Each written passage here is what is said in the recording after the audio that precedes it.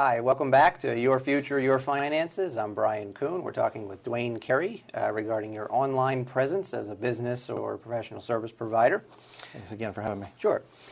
So what should someone look for if they're looking into hiring a digital marketing company? Okay. So pretty much everything we're talking about, in some way or another, people can do on their own. Mm-hmm. It's very cost and time prohibitive to actually do it on your own because there's so much to know. Mm-hmm. You know, there's literally thousands of variables that go into these things, and trying to figure out what works and what doesn't is a very tough thing. There are a few red flags. I'd say one thing is because of the online presence, a lot of companies are not local. Mm-hmm. There's not someone you can look eye to eye with and really kind of evaluate what's really behind it all. Probably the most important red flag, though, is we'll guarantee you to be on page one of Google or even worse, number one in Google, and we see it daily. We literally see it daily. You can be number one in Google. It's actually not that hard to be. So what it depends a lot on, though, is the actual one keyword and the one geographic location. Mm-hmm. So if you want to be, number one financial planner in Timbuktu for, one specific service, probably not that hard to do. Mm-hmm. So, but you really need to cover all those different keywords that are very applicable to you, right? And the bigger thing that happens is when they are on the hook as a guarantee, that's when they start doing things that are not best practice and a little bit shady. Mm-hmm. So what are some cheap or free things that people can do to try to improve their search results or their online presence? Okay. So one of the simplest, not necessarily easy to implement, but simplest is something called citation listings. And so basically your business and its address and phone number are listed all over the internet in lots of different places. The most whether you put them there or not. Exactly. Yeah. Lots of other people put them there. So the Yellow Book will put it there, and then Google and Bing and Yahoo, and there's about 20 that really matter.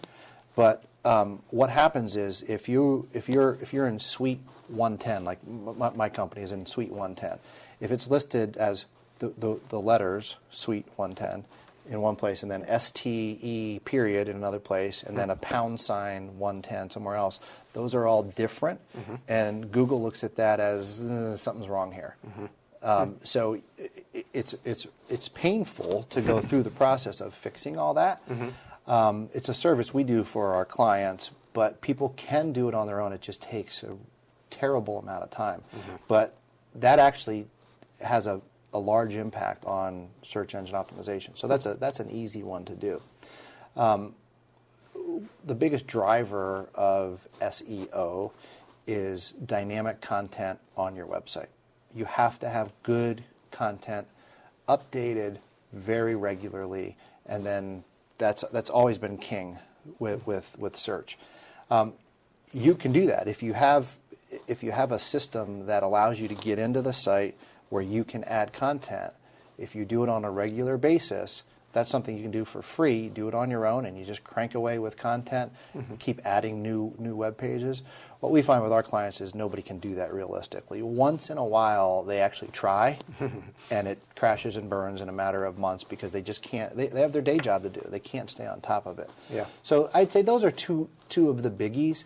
Maybe a third, frankly, is hire a good firm that knows this stuff, because there's so much to know. It's really hard to stay on top of it. And with best practices, there's something called white hat and black hat. What are those? Right. So basically, real simple. Black hat, anything you're trying to do to game the system.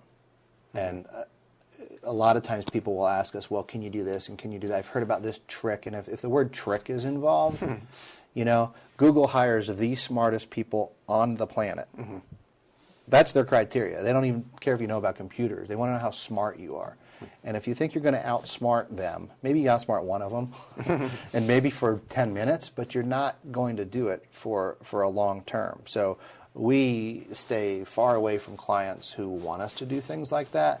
If you have a real business and you truly want to go somewhere with it, there are the right ways to do things and the wrong way. And if you do them the right way, every time Google comes out with a new update to their search, there's blood in the streets all the time when, and they name them these goofy names like Panda, and when they do one of these updates, you see all across the internet people plummeting in their search. Our clients never, ever, ever plummet. They never drop because we're doing things the right way. They make those changes to wipe out whatever the latest gaming of the system is. And if you tick them off too much, they'll blacklist you and you're off the internet. I mean, you have your website, but you're off of search, that you will not be found in search. You don't want to make Google mad. No. So I see these commercials, they'll say you can set up a free website, and they make it very easy. Is that something to consider doing? I think if you have say a homeowners association or a bowling club or something that, sure, it's perfect for that. It's free. But for a business, no way, because you're not, design, usability. There's so many things that go into developing a good website that's actually going to speak to your clients. You don't get that with a free. You get what you pay for. And we have about 30 seconds left. So do people need two websites, one for desktop, one for mobile, and then lastly, share your website? Okay. Not anymore. One site now, but it has to be something called a responsive site. Late 2014, mobile took over desktop as far as usage. And we're not looking back. Adults spend 3 hours a day on mobile devices. But what responsive does is you only need one website, and the way it appears on your desktop is one way, and then it'll adjust itself and move things around to fit your tablet, and then move it around even further to fit your phone. So you're good. If you don't have that, though, if you don't have a responsive site or at least a separate mobile site right now, you're getting dinged badly by Google. They announced that if you don't have this, and responsive is the right answer to that, that's the way to go. Our web address, very simply, impactmarketing.net. Impactmarketing.net. Okay. Thanks for coming on the show. A lot of good stuff. Hope you enjoyed it and learned a few things. If you have any questions for the show, email info@yfyfshow.com. And thank you for watching. I'm Brian Kuhn. You're watching Your Future, Your Finances.